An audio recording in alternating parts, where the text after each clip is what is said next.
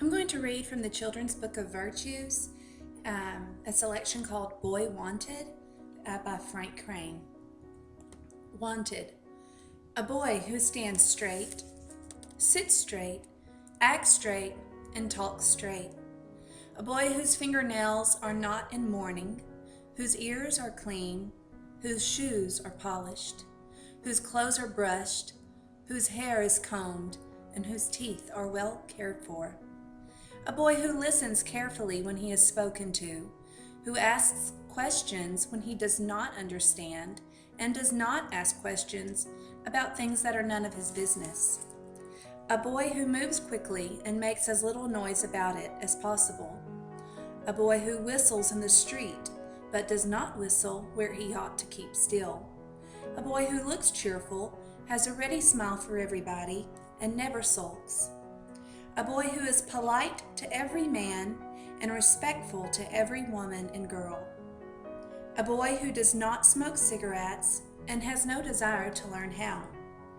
A boy who is more eager to know how to speak good English than to talk slang. A boy who neither bullies other boys nor allows other boys to bully him.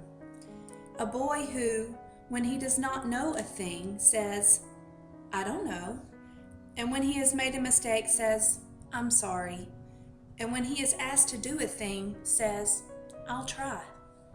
A boy who looks you right in the eye and tells the truth every time. A boy who is eager to read good books. A boy who would rather put in his spare time at the YMCA gymnasium than gamble for pennies in a back room. A boy who does not want to be smart or in any wise to attract attention. A boy who would rather lose his job or be expelled from school than tell a lie or be a cad. A boy whom other boys like. A boy who is at ease in the company of girls. A boy who is not sorry for himself and not forever thinking and talking about himself. A boy who is friendly with his mother and more intimate with her than anyone else. A boy who makes you feel good when he is around. A boy who is not goody-goody, a prig, or a little Pharisee, but just healthy, happy, and full of life. This boy is wanted everywhere. The family wants him, the school wants him, the office wants him, the boys want him, the girls want him, all creation wants him. After my son had disappointed me Thursday evening, I flipped through the Book of Virtues, and this came to my attention. And I sat him down from the across from me at the table, and his father was making breakfast, and I read this out loud. And I had not read it beforehand. I just picked it up and read it out loud, which I just do that a lot. And when I think it's something interesting that everyone else will want to hear. And watching Jace's face while I read it to him, I could see his face would light up when it was something that he did good that this selection referenced, but I could see his face fall when it was something he should be doing, and he was like, "Well, I don't do that," or "I'm not like that," and but then he'd say, "Oh, I do that. I'm that boy," and it really, he does want to be a good boy, and it's such a fine line. He's almost 10. We do spank, but he's really past the age of spanking. Now it's just a matter of instilling in him, be good because you know you're supposed to be good, and because you do want to be good.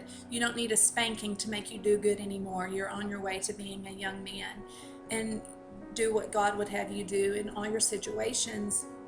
But childhood is a time of making mistakes.